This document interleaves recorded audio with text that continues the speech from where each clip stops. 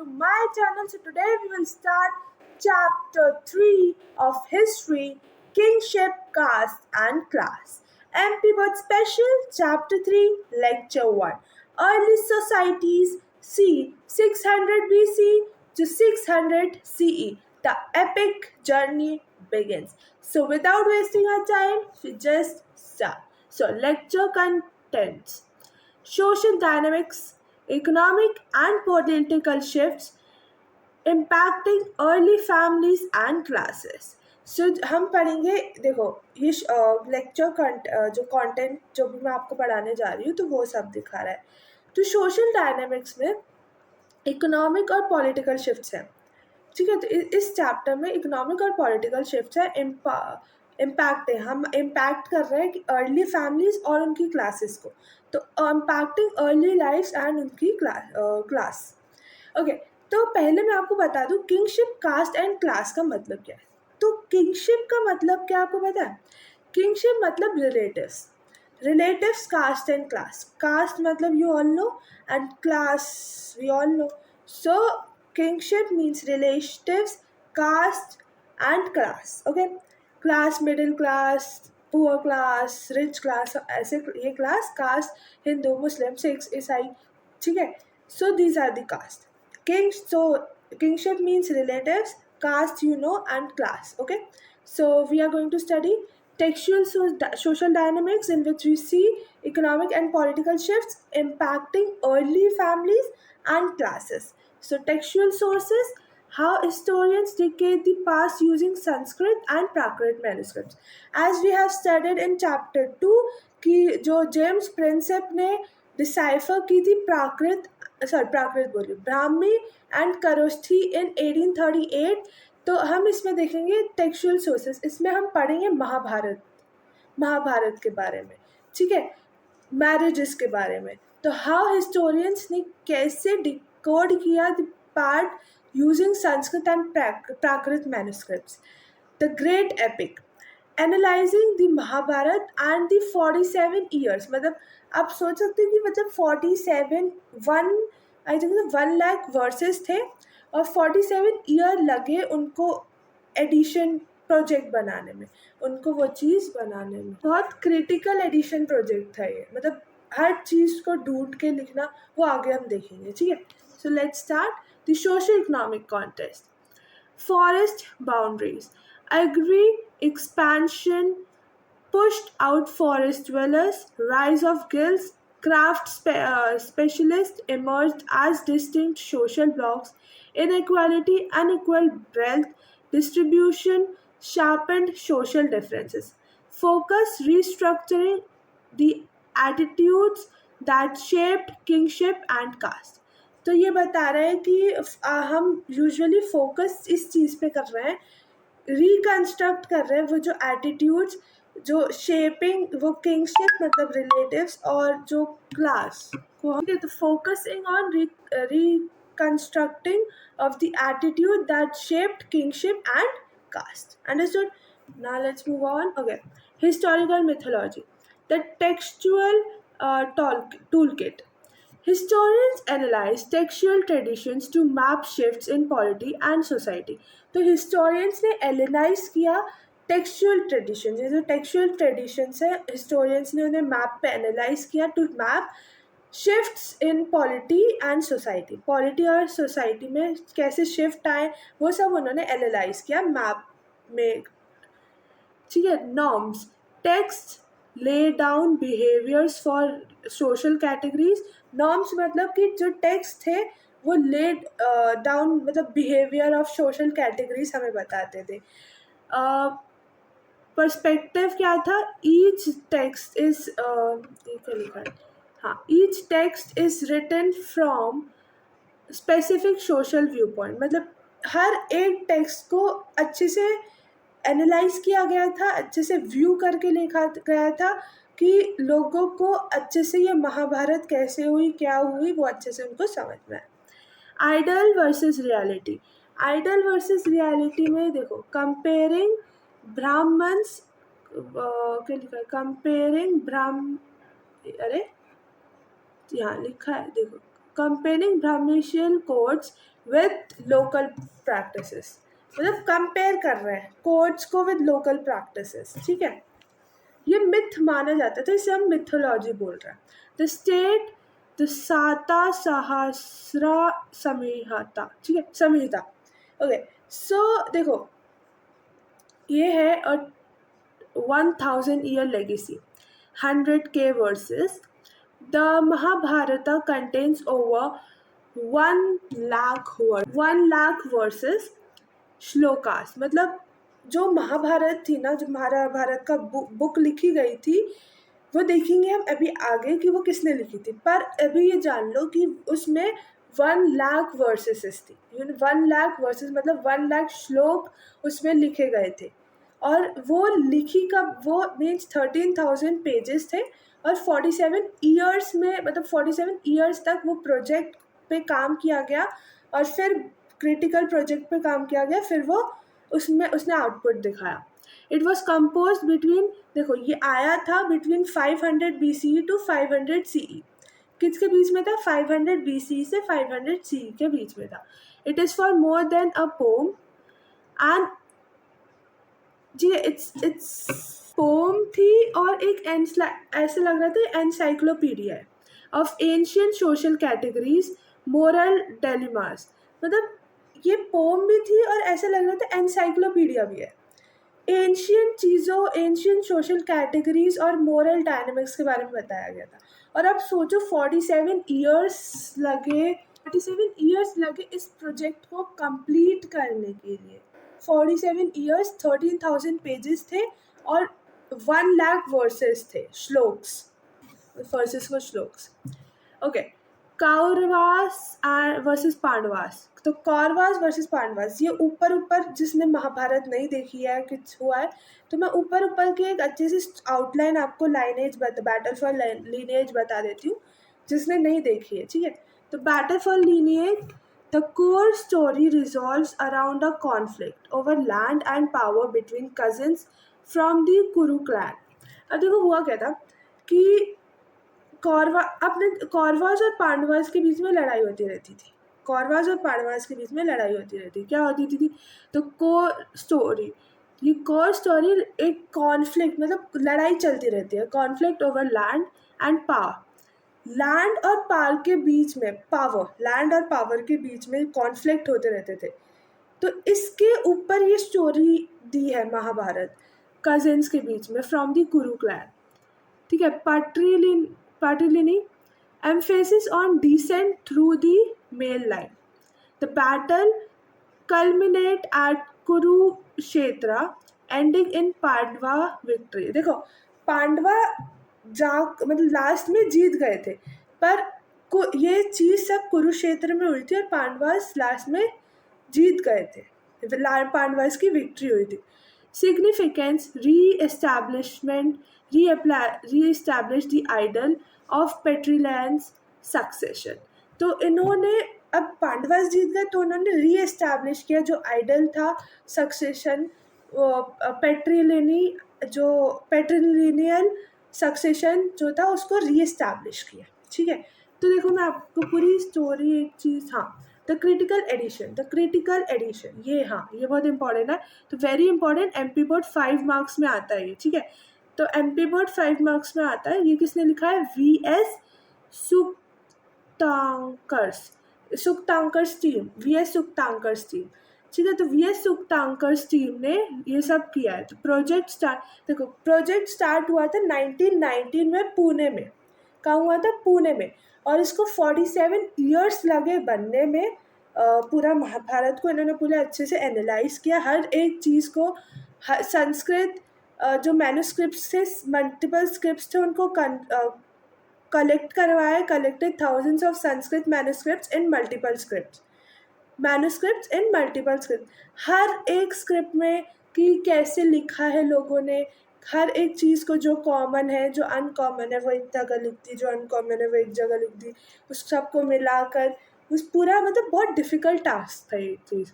Meticulously compared every single thing across the regions, मतलब हर एक चीज़ उसने कंपेयर करके ये एनालाइज करके ये महाभारत लिखी फिर से, कि भाई जो लोग हैं वो अपनी जो एंशियंट हिस्ट्री थी उसको जान सके, ठीक है। तो महाभारत कैसे हुई थी उसको जान सके। Scaling the achievements, 47 years taken to complete the task. मैंने आपको बताया था कि 47 ईयर्स लगे थे to complete this task and it has total 13,000 pages of final scientific publication. जो फाइनल साइंटिफिक पब्लिकेशन है ना, उसमें अगर आप महाभारत देखोगे, महाभारत पढ़ोगे, तो आपको मीन्स 13,000, बहुत मोटी बुक है वो, उसमें 13,000 पेजेस हैं और वो 47 ईयर्स में वी.एस. ठीक है, वी.एस. यार नाम भूल जाती हूँ, नाम क्या है, वी.एस. सुक्तंकर्स ने, उसकी टीम ने पूरा 47 ईयर्स लेकर उस टास्क को कंप्लीट किया और उसमें टोटल 13,000 पेजेस थे। अब वो फाइनली पब्लिश हुई और revealed deep common core elements versus regional variations. उसने हर चीज़ बताया, एलिमेंट्स, रीजनल वेरिएशंस, हर सिंगल चीज़ उसमें थी। उसने हर, उसकी टीम ने ही हर चीज़ को एनालाइज किया, हर चीज़ को पढ़ा। और ये सोचो 1919 में शुरू हुआ था ये प्रोजेक्ट और 47 ईयर्स के बाद ये प्रोजेक्ट ख़त्म हुआ और 13,000 पेजेस उसकी पूरी टीम ने एनालाइज करके हर कॉमन चीज़ को, हर डिसिमिलैरिटीज़ को अलग अलग करके छाटा और उसको महाभारत को लिखा कि जिससे हम जैसे लोग उसे पढ़ पाए और हम जैसे लोग उसे पढ़ पाए और ऐसे मतलब कुछ सीख ले पाए, कुछ चीज़ें सीख सके और हमें एंशियंट हिस्ट्री के बारे में पता चल पाए। तो कंक्लूजन क्या है? Social practice were a dialogue between dominant Brahmanical rules and local traditions. चलो, तो कंक्लूजन्स यही है कि जो सोशल प्रैक्टिस पहले होती थी, ये एक डायलॉग था बिटवीन डोमिनेंट ब्राह्मशियल रूल्स, जो डोमिनेंट करते थे, जो जैसे वो होता है ना, जैसे हमने पहले उसमें लेक्चर में पढ़ा था चैप्टर 2 में कि प्रभावती गुप्ता के बारे में, लड़कियों के बारे में सिर्फ ये था कि भाई उसको सिर्फ घर के काम करने, जब उसका बच्चा होगा तो उसको उसको नहलाना धुलाना, मतलब हर चीज़ उसको करनी है। बट लड़कियां बाहर नहीं जा सकती, वुमेन ये नहीं कर सकती, वुमेन अपने काम नहीं कर सकती, कुछ डोनेट नहीं कर सकती, ये नहीं कर सकती, वो नहीं कर सकती।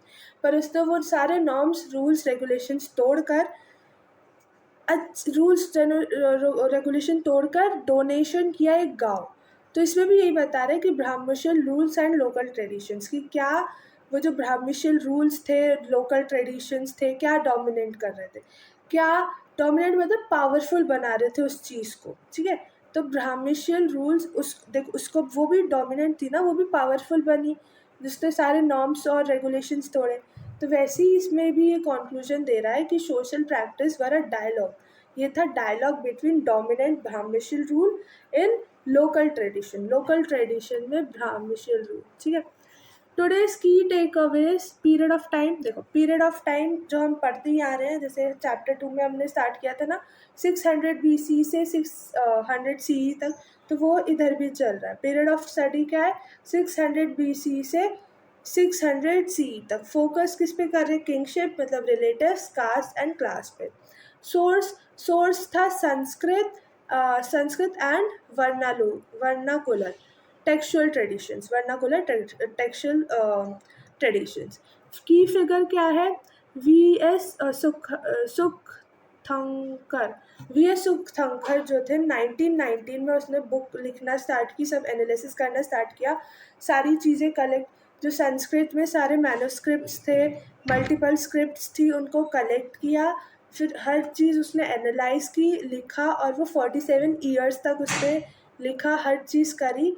47 ईयर्स के 47 ईयर्स और 13,000 पेजेस, टोटल कितने पेजेस थे? 13,000 पेजेस। जब वो टास्क ख़त्म हुआ 47 ईयर्स के बाद, तो वो 13,000 पेजेस महाभारत में लिखे गए। तो मास्टर कॉन्सेप्ट पर क्या है, ये तो दिखता नहीं है, ठीक है। पेट्रिलिनी इन दी महाभारत, महाभारत में पेट्रिलिनी को इस्टेब्लिश किया गया, री इस्टेब्लिश किया गया किसके थ्रू? पांडवास के थ्रू। ठीक है, किसके थ्रू? पांडवास के थ्रू। तो एमपी बोर्ड एग्जाम जोन में देखेंगे हम परीक्षा बोर्ड 2026 टारगेट क्वेश्चन। देखो मैंने सिर्फ ना इसका किंगशिप कास्ट एंड क्लास इसलिए बना रही हूँ कि आपको थोड़ा इंट्रोडक्शन मिल जाए, थोड़ा इंट्रोडक्शन मिलेगा, फिर हम उसके बाद जब स्टार्ट करेंगे ना तो आपको बहुत अच्छे से अंडरस्टैंड हो पाओगे, आप अंडरस्टैंडिंग अच्छी हो जाएगी।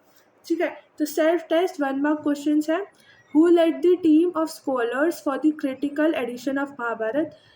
किसने लेड की थी टीम स्कॉलर्स के ये critical edition of Mahabharat?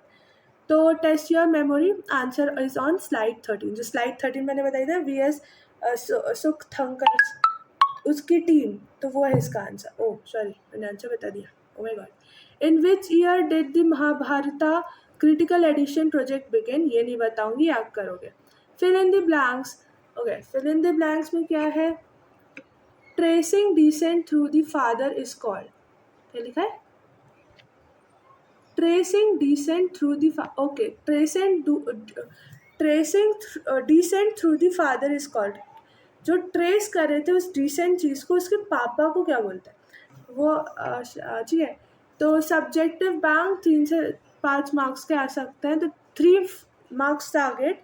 Mention any 2 important findings of the Mahabharata critical edition project. 2 important findings बताओ कि आपने महाभारत क्रिटिकल एडिशन प्रोजेक्ट से क्या 2 चीज़ें ढूंढी, क्या है वो 2 चीज़ें? Why is the period between 600 BC to 600 CE considered a period of major social change? कि इस पीरियड में, ये जो पीरियड है बिटवीन 600 BC से 600 CE तक, इस पीरियड के मतलब major social change, period of major social change क्यों बोला गया? क्या है कि इसका कारण क्या है? ठीक है, तो देखो इसका आंसर की ऑब्जेक्टिव वीएस सुखथंकर 1919 और पट्रीलिनी। ठीक है, आंसर की subjective hints, common Sanskrit core verse. देखो कॉमन संस्कृत कोर वर्सेस थे फाउंड अक्रॉस, ये सारे जो कॉमन संस्कृत कोर वर्सेस थे ना वो अक्रॉस इंडिया, ऑल इंडिया ढूंढे गए थे, कलेक्ट किया था ना, मैंने बताया था ना कि कलेक्ट किया था उसने संस्कृत मैन्युस्क्रिप्ट्स को मल्टीपल स्क्रिप्ट्स में कलेक्ट, हर चीज़ को उसने कलेक्ट किया, उसको ढूंढा। तो massive regional variations document in footnotes showing social flexibility. जो बहुत मैसिव रीजनल वेरिएशंस थे डॉक्यूमेंट्स में। किसी ने ये लिखा है, कोई कोई अपनी तरीके से भी लिखता है ना, तो किसी ने ये लिखा, किसी ने वो लिखा, सबका अलग अलग पर्सपेक्टिव से सबने लिखा। तो in footnote showing social flexibility. Answer to rise of early states. देखो राइज ऑफ अर्ली स्टेट जो मैंने आपको पहली या दूसरी साइड में बताया था, तो rise of early state agriculture का एक्सपेंशन होगा।